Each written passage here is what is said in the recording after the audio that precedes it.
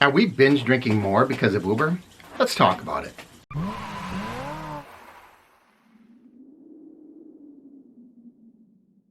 Welcome everyone, it's Joe time, and today we are going to discuss a study that came to the conclusion that there's more binge drinking because of Uber. Now I can already hear the snide comments a lot of you may be making. What else are we to do when we drive for Uber? We gotta turn to drinking. I'm not talking about that kind of tongue-in-cheek drinking. This is an actual legitimate study.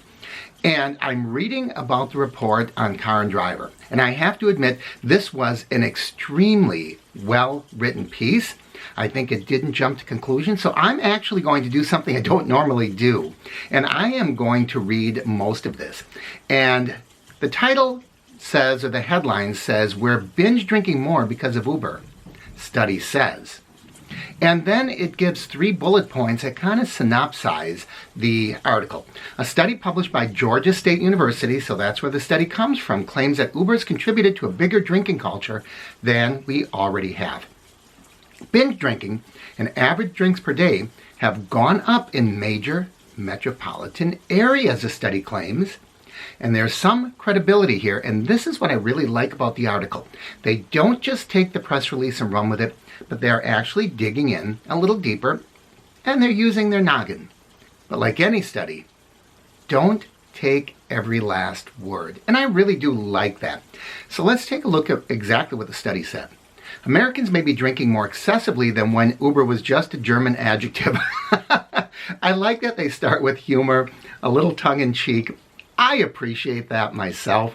A new study by Georgia State University attempts to fill in what it calls a complicated discussion over the social benefits of ride-sharing. I agree with that. It is a complicated discussion, which is why I think it's a little strange that they jump to the conclusion that there is only one reason. That, and who doesn't love to blame their poor decision-making on a soulless corporation?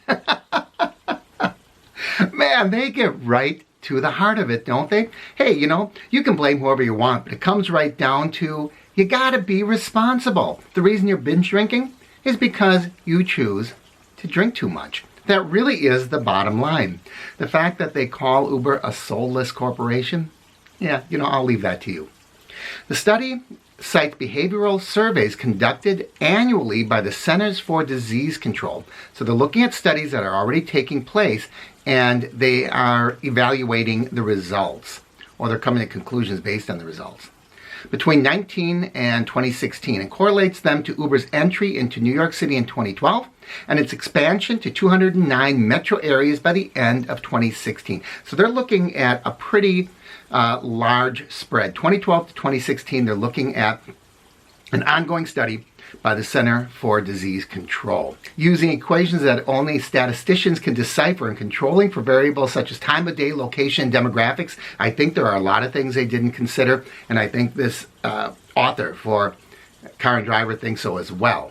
The authors found that people drank more in areas where Uber rides were freely available and less where they weren't. Specifically, the cultural shift where we let unlicensed strangers act like taxi cabs and drive us anywhere. So that's what we are. We are unlicensed strangers that acting as taxi cabs that take them wherever they want. It's true, isn't it? That really is. I know you're going to argue, Mark, come on. In some places they are licensed, they are controlled better, like New York, and that's true. But for the majority, this is the Wild West of rideshare, right? The Wild West of taxi. So, unlicensed strangers are acting as taxi cabs. And it's led to 3% increase in the average number of drinks we down each day. Now, 3% increase, for me, if I have 1 or 2 drinks, so what's a 3% increase? Am I going to take one more swallow? But I know they're talking statistically over a large population base. It leads to 9% more binge drinking and anywhere from 17 to 22% more binge drinking in areas with weaker public transit. In metro areas, where enough respondents in the CDC survey gave answers to questions about their alcohol use in the past 30 days, the Louisville authors claim that Uber is responsible for people consuming 2.9 million more drinks a month. Now, one thing it does not say, did all of these respondents indicate that, yes, when I drink, I take rideshare home? Did they make any connection to rideshare whatsoever? Or are the authors of this study simply making connections that possibly don't exist? And I think that's what our author might be suggesting as well. Of these, during an average month, 13,000 more people are binging on booze. Other studies, as the New York Times noted, have linked Uber and Lyft with reductions in drunk driving deaths, accidents, and ambulances in major cities. The study tries to show that we're offsetting such gains with increased alcohol use, and thereby exposing ourselves to more societal ills. An example they give is risky sex. Here is the quotable quote. I love those. Ultimately, our findings imply that the net social impact of ride sharing is more complicated than the existing literature and policy debates suggest. Of course it is. I've got some insight myself that I'm going to get to as soon as we're done here. We are coming to the end of this article. I think it's beautiful.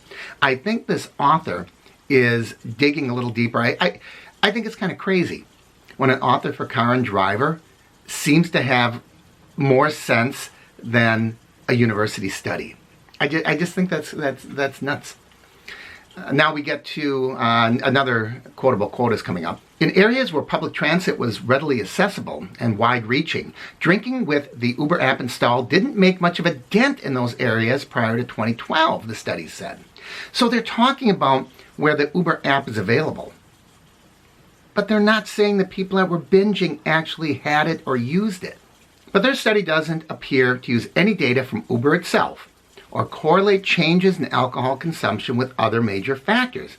And they give an example. Was there a recession somewhere between 2019 and 2016? And local factors related to each metro area. I'm going to talk about what some of those things might be. Like any study, this will make assumptions that leads to conclusions that may have little or nothing to do with the alleged cause. That sentence is almost profound. Let me read it again. Like any study, this one makes assumptions that leads to conclusions that may have little or nothing to do with the alleged cause being Uber and or Lyft, whatever other rideshare you may have, Trip.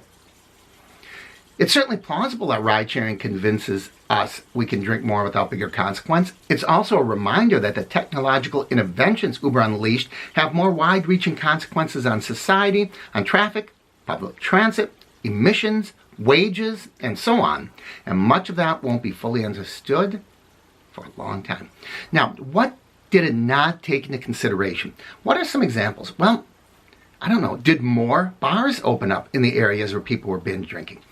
They said, were people losing their jobs? Were there recessions? Were there other life-altering or life-affecting things going on that were broader and have a larger effect on society? It could be something simple. Were there more weddings? That sounds silly, but were people going to wedding receptions, drinking a little more? Binge drinking is not necessarily a pattern. Binge drinking, by definition, is you're drinking, Friday night comes and you hit it heavy. It's not overall alcohol consumption. Sporting events. Were there more sporting events? Did maybe a stadium went up in a major metropolitan area, or it expanded? So more people are tipping a few more at the football game. And they say, yeah, we got Uber to take us home. Is that worse or better? I mean, that they know, hey, it's only on Sunday afternoon that I go to a game, and I'm going to be responsible and take Uber home. Well, I don't know. And I think this author from Car and Driver kind of admitted the same thing. Hey, we don't know. Let's not jump to conclusions here. What I do see here is that we, as drivers, have an important function in society. Let's say this is true. Binge drinking is on the increase. We have a very important role in making sure that people get home safely. Now, you know me, I prefer not to drive during the hours when there might be more incidents of, I don't know, people getting sick in the car, people getting abrasive, abusive, verbally threatening, sometimes physically acting out in some cases. So I typically don't like to hit the after hours bar scene. However, binge drinking, as I said, could be at a ball game, could be at a social event, it could be at a wedding. And in that case, people typically aren't that volatile. You know, when they're at sporting events and their team loses, man, you get a lot of angry people. When you're at a wedding, people are happy, people are excited, you know, birthday celebrations, graduations. And I want those people to get up the next day and remember, you know, the celebrations they had and live to have another one. So that's my take. As always, I encourage you to like and share the videos. Leave your comments down below. Haven't already, please subscribe by clicking my face down there in the corner. And please, if you're subscribed, ring the bell icon up above, and you'll know when I post new videos. Thanks for watching, everyone. I'm Mark with UberHints.